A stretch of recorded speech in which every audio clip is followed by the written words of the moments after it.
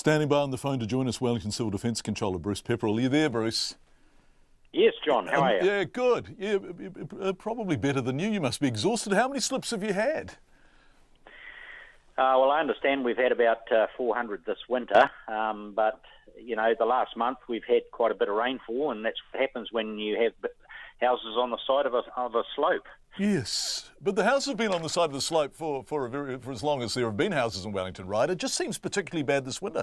What's driving it? Is it rainfall? Is there a sense of possibility that things were a bit loosened by the earthquake? Do you know what's behind all of this? Oh, look, we've had houses on side of slopes for the last 150 years, so if you go right across a long period of time like that, you're bound to get a few slips.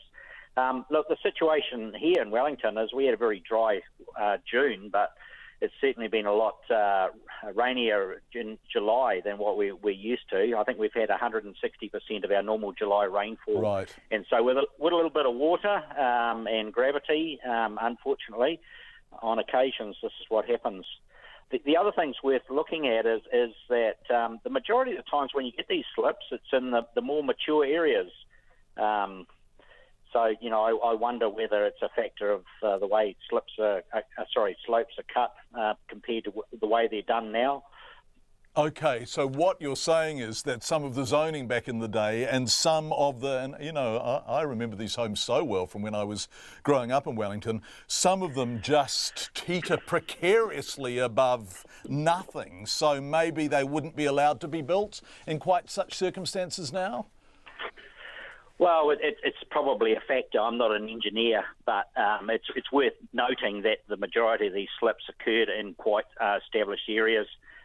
And you've only got to have a look at some of the houses. Some of them are cantilevered out over cliffs.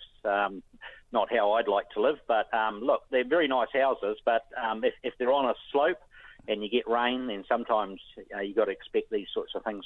Do you have the resources you need to make clean-ups, assessments, get things, get the debris off the roads as quickly as possible, and to get people back into their homes as quickly as possible? Do you need more staff?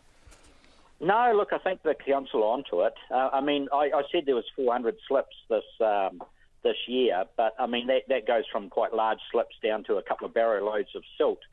In this instance, there's two sets of families evacuated.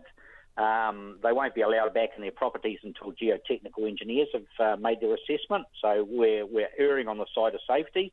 But yeah, look, I think the Wellington City Council got under control pretty well. Bruce Pepperell, who is in charge of civil defence in Wellington, thanks so much for joining us live.